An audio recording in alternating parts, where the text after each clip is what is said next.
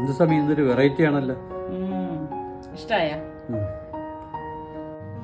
ഈ ഒരു സ്നാക്ക് ഉണ്ടാക്കിയെടുക്കാൻ വളരെ എളുപ്പമാണ്. ഒരുപാട് ചേരുവേണ്ടതെന്ന് ആവശ്യമില്ല. ഞാനിവിടെ ബ്രെഡ് എടുത്തിട്ടുണ്ട്. ഒരു 5 സ്ലൈസ് ബ്രെഡാണ് എടുത്തിരിക്കുന്നത്. അത് മിക്സിയുടെ ജാറിലേക്ക് ഇട്ട ശേഷം 1 കപ്പ് തേങ്ങയും 1/4 teaspoon cinnamon powder 1 table spoon പഞ്ചസാരയും ചേർത്ത് ഇതൊന്ന് അടിച്ചെടുക്കാം. വെള്ളമൊന്നും ചേർക്കരുത് കേട്ടോ.